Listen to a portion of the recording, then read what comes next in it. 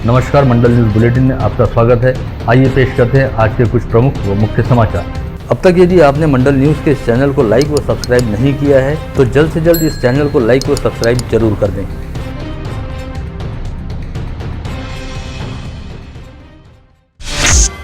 बीती रात करीब 10 बजे के आसपास नांदगांव खंडेश्वर पुलिस थाना क्षेत्र अंतर्गत धानोरा गुराव से नांदगांव खंडेश्वर के बीच यवतमाल से अमरावती आ रहे बोलेरो वाहन में सवार 3 लोगों को बीच रास्ते में रुकाने के बाद इंडिका में सवार लोगों ने उन्हें चाकू का धाक दिखाते हुए करीब 13.5 लाख रुपए लूट लिए। इस मामले की सूचना व शिकायत मिलते ही नांदगांव खंडेश्वर पुलिस के साथ ग्रामीण अपराध शाखा की 3 टीमें मामले की जाँच और आरोपियों की तलाश में जुटी हुई है। बोलेरो में सवार तीनों लोग बडनेरा निवासी इशाक इनामदार नामक ड्राई फ्रूट व्यापारी के यहाँ कर्मचारी के तौर पर काम करते थे। यवतमाल में व्यापारियों को माल देने के बाद वहां से पुराने ऑर्डर की वसूली निपटाने के पश्चात अमरावती वापस लौट रहे थे। इन तीनों लोगों के पास वसूली की राशि करीब 13.5 लाख रुपए के आसपास थी।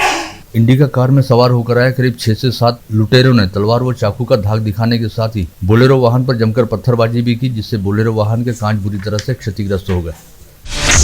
अमरावती शहर पुलिस आयुक्तालय के 41 तथा जिला ग्रामीण पुलिस के 197 सिपाही व चालक सिपाही पदों के लिए आज सुबह 6 बजे से पुलिस भर्ती प्रक्रिया की शुरुआत हुई। इसके तहत शहर पुलिस हेतु पुलिस आयुक्तालय के मैदान पर तथा ग्रामीण पुलिस हेतु ग्रामीण पुलिस मुख्यालय में भर्ती प्रक्रिया चल रही है, जहां पर दोनों ही विभागों के आला अधिकारियों सहित सीसीटीवी कैमरों के जरिए पूरी प्रक्रिया पर नजर रखी जा रही है, ताकि भर्ती प्रक्रिया के दौरान किसी भी तरह की गड़बड़ी या भेदभाव वाली स्थिति पैदा न हो।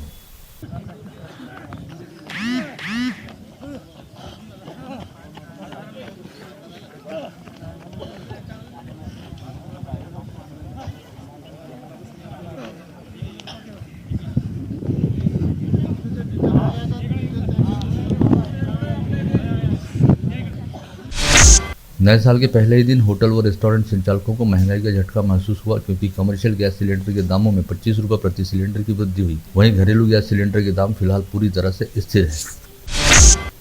नए साल के पहले ही दिन ठंड का असर व प्रमाण काफी हद तक बढ़ गया। अफगानिस्तान की ओर से आए पश्चिमी चक्रवात की वजह से मौसम अचानक सर्द हो गया और तापमान में 3 डिग्री सेल्सियस की गिरावट दर्ज की गई। इस आशय की जानकारी स्थानीय मौसम विज्ञानी अनिल बंड द्वारा दी गई है।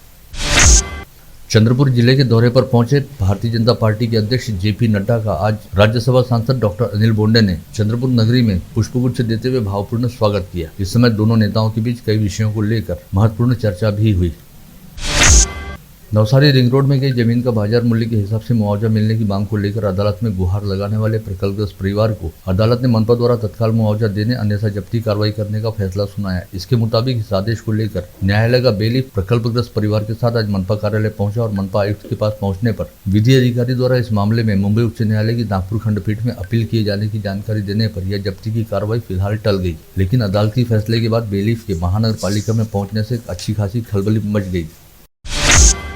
मनपा क्षेत्र के 23 प्रभागों की साफ सफाई का ठेका जोन निहाय देने का निर्णय महानगर पालिका द्वारा लिए जाने का मानस है, लेकिन सफाई ठेकेदारों ने इस निर्णय का काफी कड़ा विरोध किया है। 1 माह के भीतर साफ सफाई का ठेका जोन निहाय देने का निर्णय मनपा आयुक्त द्वारा लिया गया, लेकिन अभी तक इस बारे में कोई अधिकृत जानकारी नहीं दी गई है। ऐसे में ठेके को लेकर कई तरह की चर्चाएं व्याप्त है। इस बारे में मनपा उपायुक्त सीमा नेताम ने अधिकारियों द्वारा इस पर कोई चर्चा अथवा निर्णय न होने की बात कही है।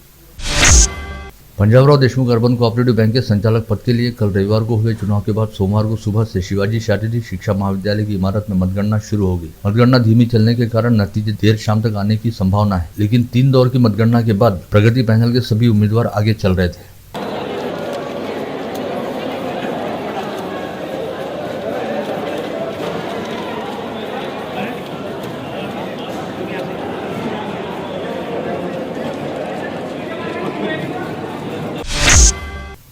बडनेरा अमरावती सेक्शन अंतर्गत आने वाली रेलवे पटरियों का काम आज से 3 दिन तक शुरू रहेगा। इसकी वजह से गोपालनगर रेलवे गेट का यातायात पूरी तरह से बंद कर दिया गया है। भारी भीड़भाड़ वाले इस मार्ग का यातायात बंद होने से वाहन चालकों को नवाते अंडरपास या MIDC पुराना बाईपास मार्ग का उपयोग करना पड़ रहा है।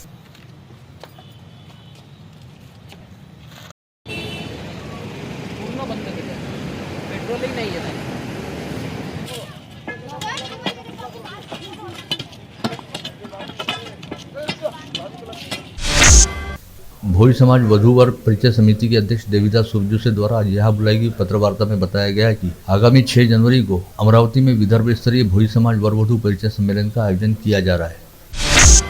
धर्मवीर छत्रपति संभाजी महाराज को लेकर राकापा नेता अजित पवार द्वारा दिए गए बयान का निषेध करते हुए आज भारतीय जनता युवा मोर्चा के पदाधिकारियों व कार्यकर्ताओं ने राजापेट रेलवे ओवरब्रिज पर स्थित धर्मवीर छत्रपति संभाजी महाराज उड़ान पुल नाम फलक के सामने जोरदार निषेध प्रदर्शन करते हुए राकापा नेता अजित पवार का इस बयान हेतु तीव्र निषेध किया। साथ ही उनकी तस्वीर वाले पोस्टर पर चप्पल जूते भी बरसाए।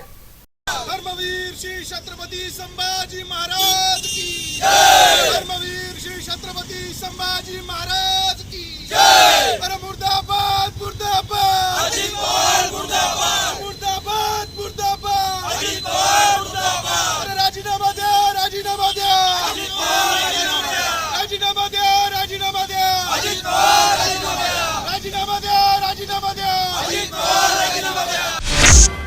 भारतीय जनता पार्टी किसान आघाड़ी के बैनर तले आज जिले की कई तहसील क्षेत्रों के किसानों ने जिलाधीश को ज्ञापन सौंपते हुए संतरा उत्पादक किसानों को तत्काल मुआवजा दिए जाने की मांग की।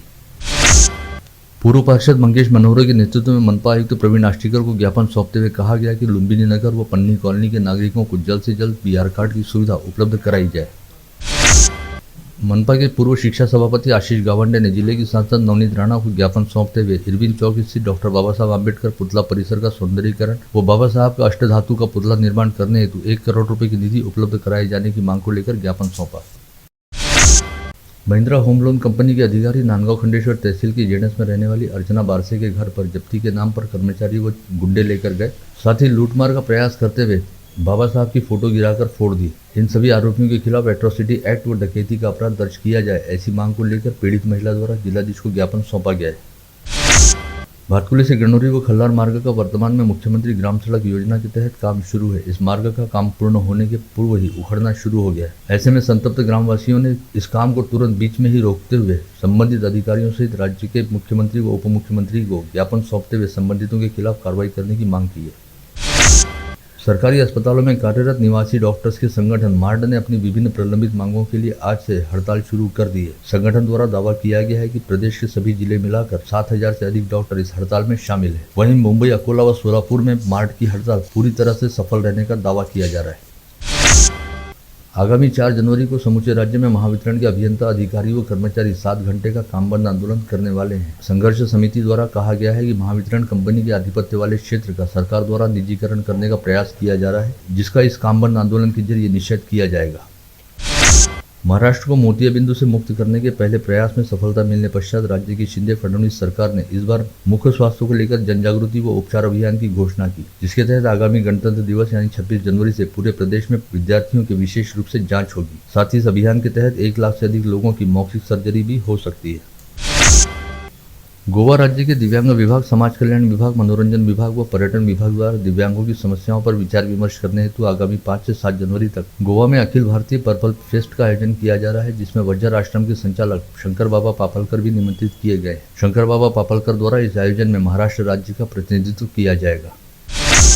विदर्भ बहुउद्देशीय किन्नर संस्था द्वारा अमरावती में पहली बार आयोजित अखिल भारतीय मंगलमुखी किन्नर सम्मेलन गंगोत्री से लाए गंगाजल और बहुचर्मा की पूजा के साथ वालकट कंपाउंड स्थित धर्मदा कॉटन फंड कमेटी के भव्य प्रांगण में प्रारंभ हो गया है। अगले 1 पखवाड़े तक किन्नर समाज अपने हितों को लेकर चर्चा व विचार विमर्श करते हुए आवश्यक निर्णय लेगा, जिस पर राष्ट्रीय स्तर पर अमल होगा। याच्यासाठी झालेला आहे की कोरोना सारखी महामारी 2 वर्षापासून सर्व्हिस सगळीकडे खूप पसरलेली आहे। त्याच्याकरता प्रत्येक डिस्ट्रिक्टमध्ये किन्नर संमेलन होत आहे, त्याच्यामध्ये कलश ठेवण्यात आलेले आहेत। 9 तारखेला शोभायात्रा निघेल, कलश यात्रा निघेल, अमरावतीमध्ये भ्रमण करेन। अमरावती वासियांसाठी आनंदाची गोष्ट अशी आहे की ज्या लोकांना नोकरी पाण्यामध्ये यश नाही, ज्या लोकांचे लग्न जुळत नाही, ज्या लोकांना मुलंबाळं नाही, अशा लोकांसाठी इथे प्रार्थना केल्या जाईल आणि ह्या कोरोनासारख्या महामारीपासून आपण सगळे मुक्त व्हावं याच्यासाठी पूजेचं आयोजन इथे केलेलं आहे।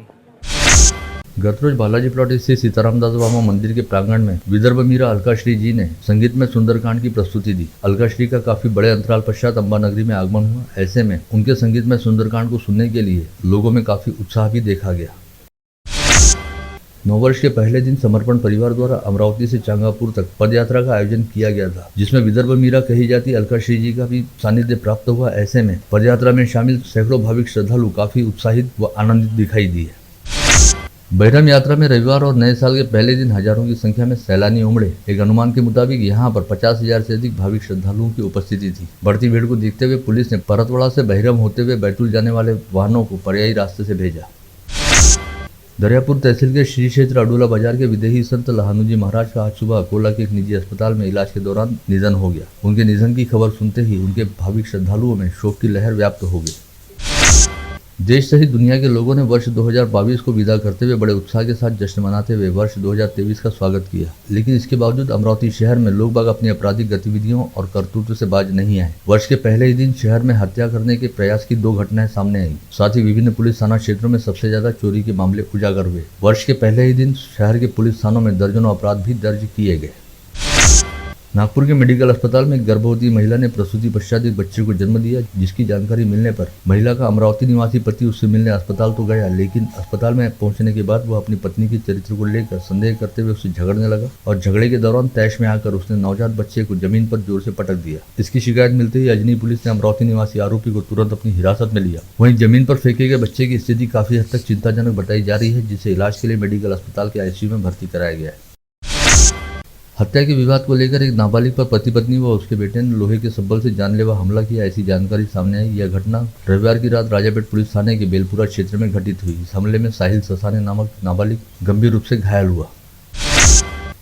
चांदूर बाजार तहसील में अवैध रेती तस्करी की वजह से एक युवक की जान गई। 30 दिसंबर की रात 8:30 बजे तेज गति के साथ रेती की तस्करी कर रहे ट्रैक्टर ने ब्राह्मणवाड़ा से चांदूर बाजार की ओर आ रहे मोटरसाइकिल चालक को जोरदार टक्कर मारी। इस हादसे में चांदूर बाजार के रहने वाले मनीष केनकर की मौके पर मौत हो गई। कोल्हापुर पुलिस थाना क्षेत्र के महसूर फाटे के पास 31 दिसंबर की रात 9 बजे तेज गति से जा रही कार पलटी खाकर हुए भीषण सड़क हादसे में कार में सवार 2 लोगों की मौत हो गई। हावड़ा से मुंबई की ओर रवाना हुई गीतांजलि एक्सप्रेस ट्रेन में टिकट की जांच कर रहा एक नकली टीटी धरा गया, जिसकी ओर ध्यान जाते ही ड्यूटी पर तैनात रेलवे के टीटी ने महेंद्र धोटे नामक नकली टीटी का भंडाफोड़ किया। वाशिम शहर में पढ़ाई के लिए आई युवती किराए का मकान लेकर रह रही थी। इस युवती को धमकी देकर उसके साथ जोर जबरदस्ती करने का प्रयास किया गया, साथ ही उसके बदनामी करने की धमकी दी गई, जिससे परेशान होकर युवती ने कुएं में कूदकर आत्महत्या कर ली। पुलिस ने मामले की जांच करते हुए एक आरोपी को गिरफ्तार कर न्यायालय के सामने पेश किया है। यवतमाल शहर के वाघापुर परिसर स्थित पंचशील नगर में नशे में धुत पति ने पत्नी की बेदम पिटाई की। पहले लाठी से फिर गुंडी से हमला किया। इस हमले में गंभीर रूप से घायल हुई वैशाली गाडेकर नामक महिला की इलाज के दौरान अस्पताल में मौत हो गई। यवतमाल पुलिस उत्तम गाडेकर नामक फरार आरोपी की तलाश कर रही है। यवतमाल जिले की बाबुलगांव तहसील के दाभापहुर गांव में रविवार की दोपहर शराब के नशे में धुत व्यक्ति ने अपने 7 वर्षीय सौतेले बेटे को मौत के घाट उतारकर उसका शव कुएं में फेंक दिया। इस मामले में बाबुलगांव पुलिस ने देवीदास कोडापे नामक आरोपी पिता को गिरफ्तार कर दिया है। बालापुर पुलिस थाना क्षेत्र के रिधुरा स्थित कलकत्ता ढाबे के सामने 20 लाख रुपए कीमत का 14 चक्का ट्रक चुरा लिया गया। यह घटना 30 दिसंबर की रात उजागर हुई। इस मामले में बालापुर पुलिस ने ट्रक के चालक और क्लीनर के खिलाफ अपराध दर्ज करते हुए क्लीनर को गिरफ्तार किया है। बुल्ढाना तहसील के पातुर्डा में रहने वाले आशीष केलकर विगत 10 वर्षों से पुणे में एक निजी कंपनी में नौकरी कर रहे थे। रोजाना की तरह आशीष केलकर अपने दोस्त के साथ दुपहिया पर काम निपटा कर घर की ओर लौट रहे थे। इसी बीच भोसरी से आलंदी मार्ग पर उनकी दुपहिया डिवाइडर से जा टकराई, जिसमें दोनों दुपहिया सवार घायल हुए। इसमें से आशीष केलकर की मौत हो गई।